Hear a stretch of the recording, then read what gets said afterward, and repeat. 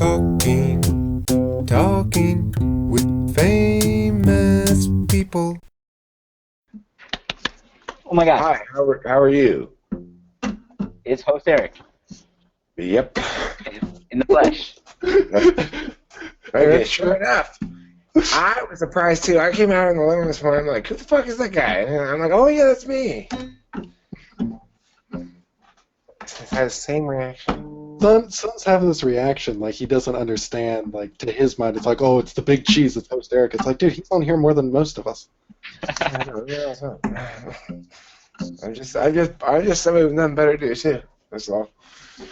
What are you guys talking about? Where are you from? What's going? Tell me your story, son. I am a graphic designer, currently blowing off work to sit here starstruck because I'm finally talking to host Eric. I bet you're super impressed with my channel art. You have a great personality, Eric. Thank you. Zachary had changed the channel art at one point. It was better before, but it showed Zachary and me. So when Zachary left, obviously I had to take that channel art down. I just put back. It's kind of like a half-ass. It's basically what I had before, but I couldn't quite find the exact same thing I had put it there before, so I tried to kind of make it the same. Anyway, yeah, I hate shit like that. You obviously enjoy doing graphic design stuff. Do you find it tedious? Not at all. Have you been typed? No. You tried to get me to ask him the troll question, and I decided to save that for you. Can I type you? Yeah, they figured it out. Well, they guessed. Okay, well, can I try? You can try. Yeah. Okay, let's try. Here we go. Do you want a sandwich that has... So we have two options in a sandwich. One has cheese, ham, and lettuce. The other one has just cheese and lettuce. Which one do you want? I like meat, so cheese, ham, and lettuce. Now imagine one has only ham, and the other one has everything else you could want in a sandwich except meat. Which one do you want? The other one. Not the ham. Now imagine that one has too much mayonnaise on it. Which one do you want? Going back to the ham. Smart. That's right. A plus. All those answers were correct. At your funeral, would you rather have a brass band or a mariachi band? Mariachi. All right. Would you rather have too many people at your funeral or too few? And I want them all. After a long day of interacting with people, and you enjoy the interactions, okay, so they're good interactions for you, you're enjoying them, but you've had a full day of them, is your thought, this has been great, I'm going to really enjoy going home and sort of going over into my head and rehashing it and relaxing and stuff like that, or is your thought, this has been great, why do people want to stop? Let's just keep fucking going. Okay. Yeah. If you had to drink alcohol, would you prefer to drink hard alcohol? Vodka. If you had to do heroin, would you rather smoke it, snort it, or take it as a suppository? Smoke it.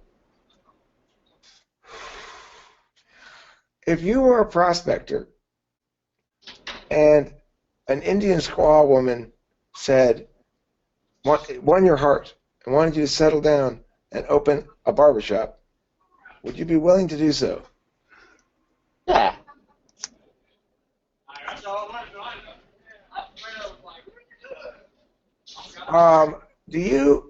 Are you likely to find yourself and sitting in an uncomfortable position and go, God, how long have I been sitting in this uncomfortable position? Or are you more likely to be aware of your surroundings, carefully attending to your chair and making sure you're ergonomic? I wouldn't notice at all. Which of the following do you think is more true of the general statement? That people are too careless with each other's feelings and they say things in ways that are too coarse or too direct. That's option number one. Or option number two. People are too fussy about their feelings and, instead of just taking the meaning of the words, they concern themselves with the tone of the voice too much. And I'd cut it straight down the middle. I mean, yeah.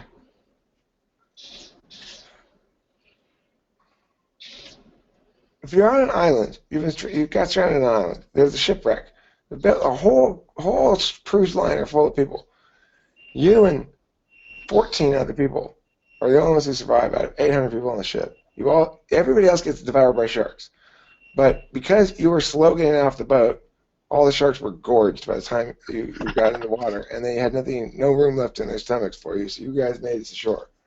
And the reason you were also slow is that you were all sleeping. And this is indicative of a high percentage of laziness within the group, but not necessarily indicative that any individual within the group is lazy. Now, given this piece of information, you land on the island, you're all like drying off with some leaves you find or something, I don't know. And this dude, his name's Stan, he goes, all right, now look, we're breaking into 3 groups. And he assigns you into one of the 3 groups. And he says, now look, you're going to be the housing group. You're going to be the food group, and you're going to be the water and sewage group. And he starts breaking it down to us again. How long, first of all, what's your immediate response to it? Is he holding an island-made spear? No, he's just like you. He just dried off. He's just getting the salt off his skin still. Okay. So he's not established that he's in charge yet. So I'd say screw you. But okay, everybody else is like, he starts this little spiel, right? Everybody else like turns to some of the guys. Most of them are just kind of like, well, okay. And so he's got a little bit of momentum in his little speech. Are you going to interrupt him? Or are you going to wait and see? I'll wait. All right, so he's assigned you to carry buckets back and forth between the different camps so that people can poop and pee in them. And your job is to carry the poop and pee back to a central hole that you need to dig and then pour it in there. And then he's instructing you, additionally, you need to tend the sewage pit when you're between carries to make sure nobody comes up and trips in it. Trips and falls into it. No. So, No. you just say no? Well, now look, SON, you're being non-cooperative. Everybody else is cooperating with me. I think you're a troublemaker. And if you're not going to fall in line, I'm encouraging my fellows here. We're going to put together a court. We've got 12 jurors. We've got me as the judge, and we've got Julie over there will be the bailiff. We can try you right now for treason. Let's go for it, man. You're calling these bluffs. Okay. Wait. So he's going to be able to organize, you said, what, 13 other people? 12 other people? Well, So a he's little got them tribunal? all in 3 groups already. He's already got them moved in 3 groups, and most people are cooperating. Right. Another dude in one of the other groups who kind of looks at you and rolls his eyes. You could try to seek his allegiance. Huh. How long of time has passed on this island for this to? It's about like 15 minutes. Like people are just dispersed on assignments. Okay. We're still dripping wet. All right. I would take my chances and see if he could organize his little tribunal. Did you accept your poop job? I would not. No. So Well, so I see. You're taking Judge Tribunal. He's like, okay, everybody, all right, change plans, get over here.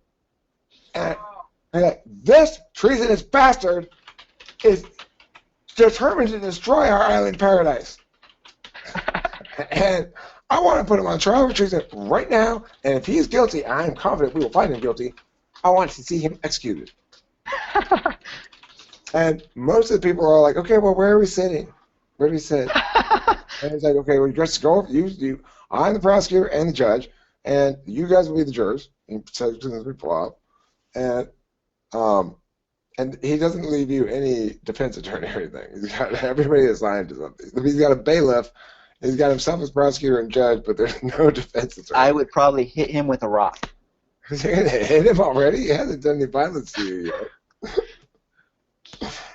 I mean, he doesn't have the spear, so there's something. Right, so do you want to pick up a rock and threaten him with it first, or do you want to just go straight away and kill the guy, or what? Man, that guy's already got momentum, man. I gotta stop it now.